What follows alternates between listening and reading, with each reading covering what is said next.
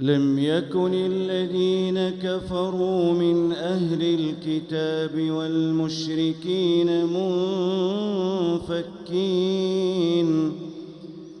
والمشركين منفكين حتى تأتيهم البينة.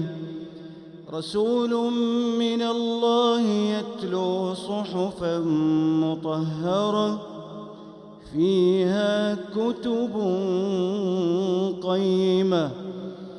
وما تفرق الذين أوتوا الكتاب إلا من بعد ما جاءتهم البينة. وما أمروا إلا ليعبدوا الله مخلصين له الدين حنفاء ويقيموا الصلاة ويؤتوا الزكاة وذلك دين القيمة.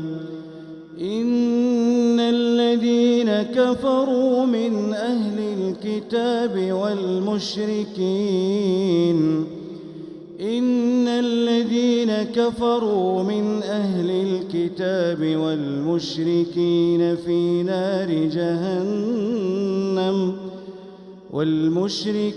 في نار جهنم خالدين فيها أولئك هم شر البرية. إن الذين آمنوا وعملوا الصالحات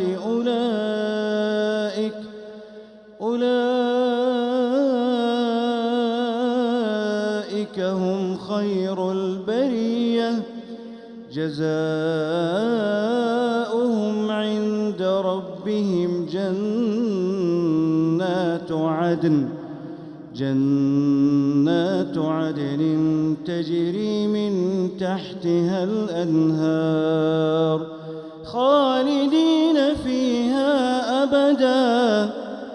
رضي الله عنهم ورضوا عنه ذلك لمن خشي ربه.